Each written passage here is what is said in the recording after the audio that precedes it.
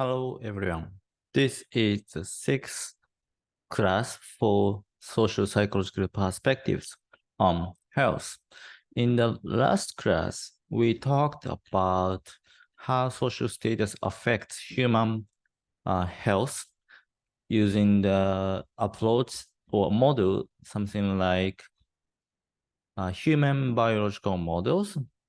And then we also talked about sociological and epidemiological models. And then we talked about bonding and bridging capital. So how the status affects our health, as well as how the connection we have with others affects our health. And then we talked about how people respond when they belong to disadvantaged groups. And actually, before that, we talked about social identity approach, and we discussed how in-group identification is important for improving or maintaining good health. And then when people belong to disadvantaged groups, they tend to resist identification with those groups. And then they may also emphasize identification with a high status group that they also belong. And then if these options are not available for them, they may leave those disadvantaged groups. So they basically use individual mobility as a strategy to improve the positivity of their identities. But what if leaving group is impossible? This is where we start today. So leaving group is impossible means that the permeability of the group is pretty low. In other words, people belong to impermeable group. And then when people belong to impermeable low status group, when people belong to impermeable low status group, it doesn't necessarily mean that they have low well-being. If people share a strong sense of social identity with one another, they are likely to provide social support each other. And this was shown in animal studies. And then also you can see the examples depicted in the textbook as a BBC prison study. And here in this lecture, I'd like to talk about the study done by Jetem and others in 2015. So what they did a lot of studies in the paper, and then this is just one of them. And in this study, they asked homeless people their multiple group membership, and also the number of interpersonal ties, and their life satisfaction, as well as personal identity strengths. Personal identity strengths is something that indicates their well-being. Okay, and then multiple group membership, I guess I have talked before, but this basically indicates how much or how many groups people belong to. Okay, and then they asked 3 times. So time 1 is, so T1 was when they arrived at the homeless shelter, and time 2 is here. Time 2, 3 months is after leaving the homeless shelter. Okay, and time 3 is 9 months is after T2, time 2. So basically what they wanted to see was that how multiple group membership and the number of interpersonal ties affect their life satisfaction as well as well-being. And then also they want to see how these measures could predict future self-satisfaction and personal identity strengths. Okay, so here, this SS and PIS are the self-satisfaction at time 3, and then also personal identity strengths at time 3. And these values are the correlation coefficient. So the bigger the number is means that the correlation or the associations is stronger. And as you can see, here is 1. So it means that this self-satisfaction at time 3 and this SS indicates the same thing. Okay, so when they first arrived at the shelter, their multiple group membership was not related to self-satisfaction at time 3. So this means that when they first arrived at the home shelter, homeless shelter, their multiple membership did not predict the future self-satisfaction. But when they leave, or 3 months after they left the homeless shelter, their multiple group membership actually predicted the self-satisfaction after 9 months. Okay. And then also their multiple group membership 9 months after they, or actually 1 year after they left the homeless shelter, also was associated with that time of self-satisfaction. On the contrary, the number of interpersonal ties at time 1 did not predict their well-being, and this is consistent with what the multiple group membership at time 1 did. However, the number of interpersonal ties at time 2 neither predicted their self-satisfaction nor the personal identity strengths. And even interesting is that even at the time 3, even the number of interpersonal ties at time 3 was not associated with the measures of their well-being. So these results indicate that while multiple group membership, in other words, how many groups they belong, was an important predictor for their future well-being, the number of interpersonal ties they have was not an important predictor for their future well-being. So maybe you have been told, or you have been read some article somewhere that having many friends is important for your life. But what this research actually shows is that it's more important for people to belong many groups and actually develop good group identification with those groups is important for their well-being than having many interpersonal ties.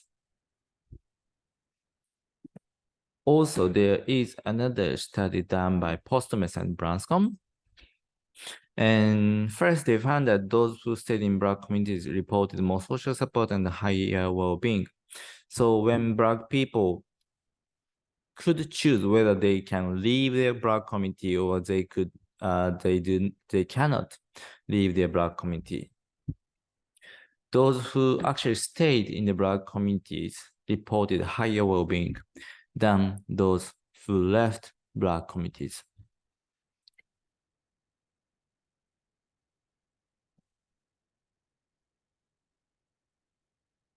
So this is explain why leaving Black community was not good for their well-being. So long-term segregated environment indicates that most of the Black people live in Black community and most of the white people live in the white community. So yeah, basically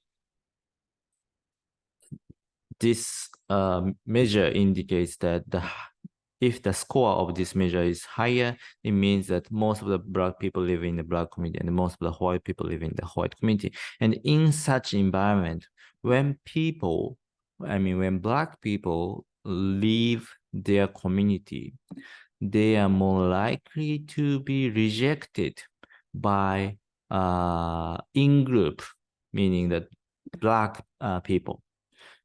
This is something I think I have said in the last class. So when they leave their group, their members of the original group would say that, okay, you left us, so you betrayed us, and then so people basically are rejected by their in-group members. At the same time, when Black people decided to leave their Black community and try to join white community, they would be rejected by those white people. And this is because white people see that those Black people as different from themselves.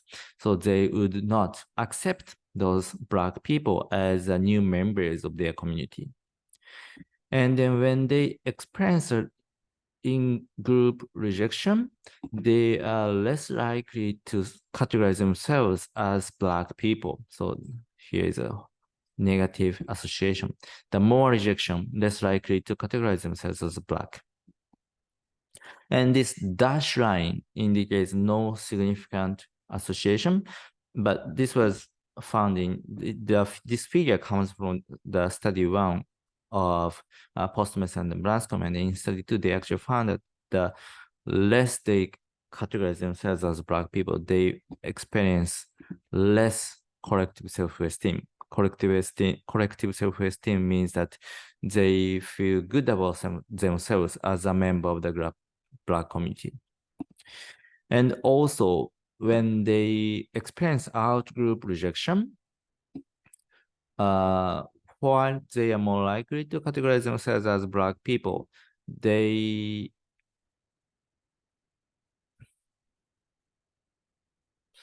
are more likely to identify themselves as Black people. And this will lead to higher collective self-esteem, as well as higher personal self-esteem. But as I said, when they at the same time experience in-group rejection, they are less likely to identify what they may be unable to identify themselves as Black people because they are rejected by their in-group. And this would lead lower identification would lead to lower collective self-esteem as well as lower personal self-esteem. So this is something what would happen to Black people when they leave the Black community. So they would be rejected by in-group as well as rejected by the out-group. And this would lead to lower identification with their in-group, and this would further lead to lower self-esteem. And this is why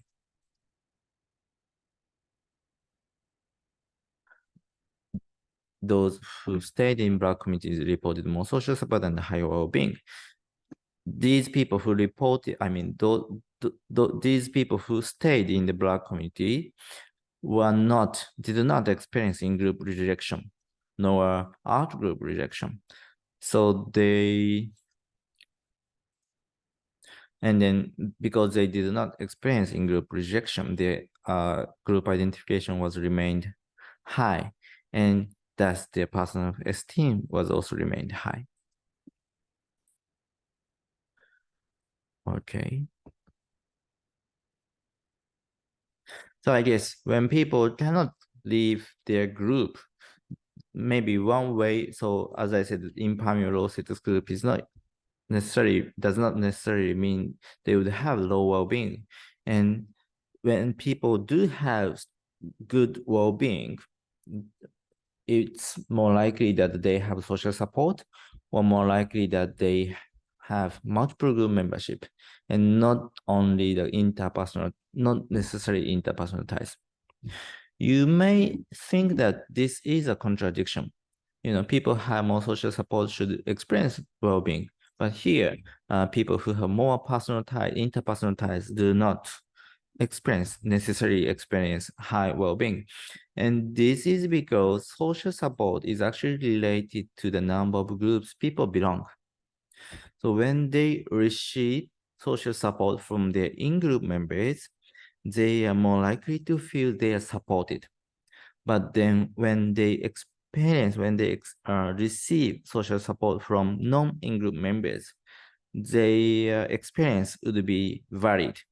Some people may feel they are supported, but some people may become anxious, or some people suspect the motivation of those helpers. So when people receive social support from non-in-group members, it does not necessarily lead to well-being. So it is really important that people actually belong to many groups, and just having many interpersonal ties, which may come from in-group or out-group, would not lead to better well-being. Okay. So in relation to the study done by Postmus and Branscombe, I think the textbook has an important line here. The improvement in intergroup relations should not be at the expense of intragroup relations. So when there is a tension or conflict between groups, people tend to think that maybe these people should live together, and then such segregated policy is actually a cause of intergroup tension. And then they think that maybe they just mingle together and they live together. But what this study actually shows is that when Black people from Black community moved to a white community, what they actually experienced is the lower lower social identification, and then lower self-esteem. So it's really important that while maintaining a harmony between intergroup relations, how the government or policy can maintain the well-being of individuals. Okay, so I think just putting two groups together is not the solution for the intergroup conflict or intergroup tension. Okay, so far I think we have been seeing that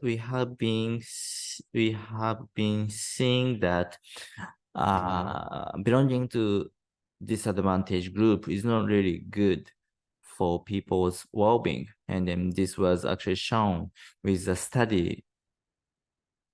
the study with homeless people.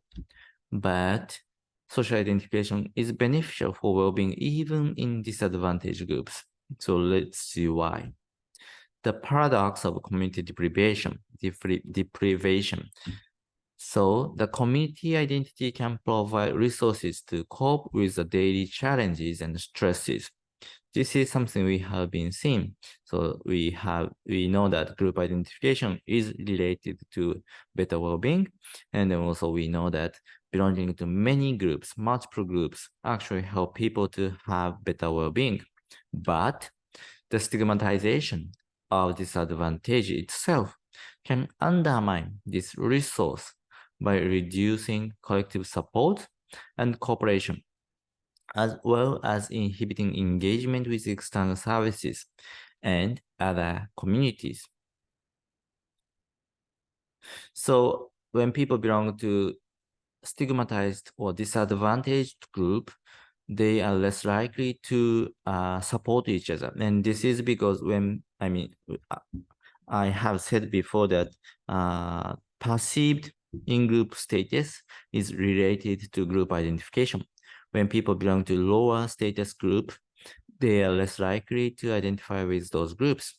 And when they do not identify with their groups, they are less likely to provide social support to each other.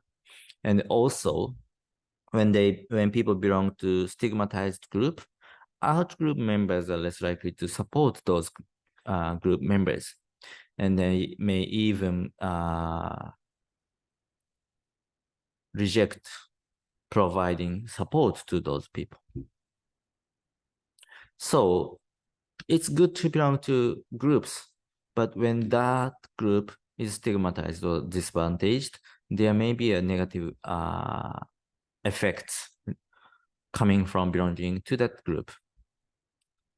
And the solution to this paradox is that bonding identities buffer the relationship between perceived disadvantage and low self-esteem.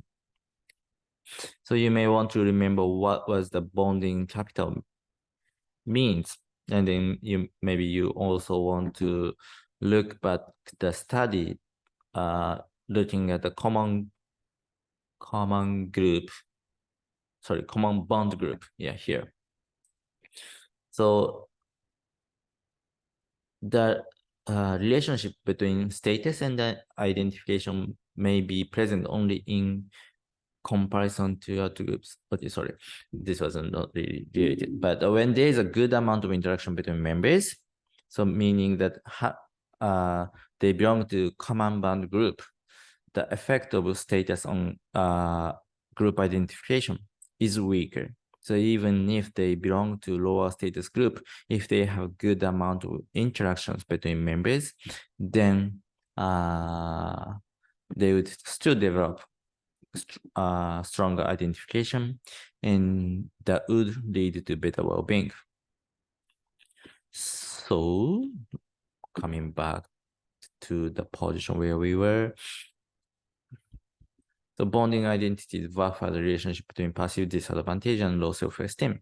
So even if they belong to a disadvantaged group, if they have bonding identities, meaning that if their identities is related to the interaction with members of the group, then they would still have strong group identification. And this strong group identification would lead to higher self-esteem. So in this particular study done by Bakuri and Staku, I'm sorry, I don't know how to pronounce them. But in this particular study, bonding identities refer to the self-definition involving others or groups. So those who marked these as most important were classified as bonded self-concept. So basically, when they were told to define themselves, if they use like friends or I'm not sure, sorry, I'm not sure why I have men here, but maybe if you can look back the textbook, then maybe you know well. But anyway, so when they define themselves using friends or maybe relatives, families, then they are classified as bonded self-concept. And then those who have bonded self-concept increased self-efficacy and cut the link between barriers associated with perceived disadvantage and self-efficacy.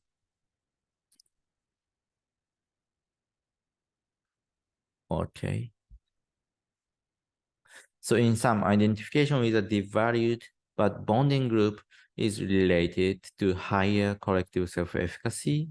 And this point, maybe you want to look back the hypothesis 15, which argues that when and to the extent that people define themselves in terms of shared social identity, they will develop a sense of efficacy, agency, and power. So the stronger the identification is, the stronger they feel. And this is consistent with what the study found. Where we were here.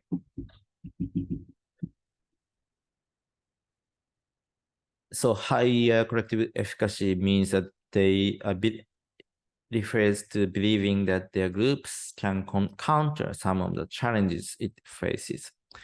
So maybe you can remember the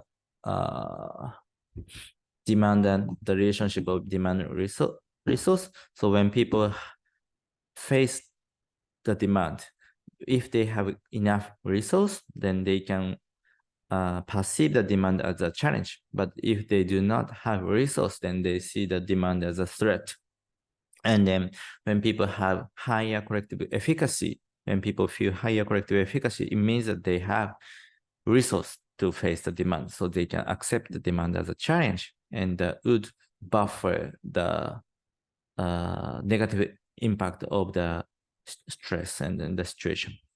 And then also they would experience higher social support.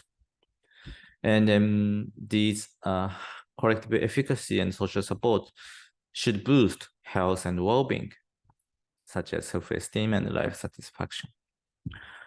Okay, so I will stop here. And then let's continue to the next point in the next video.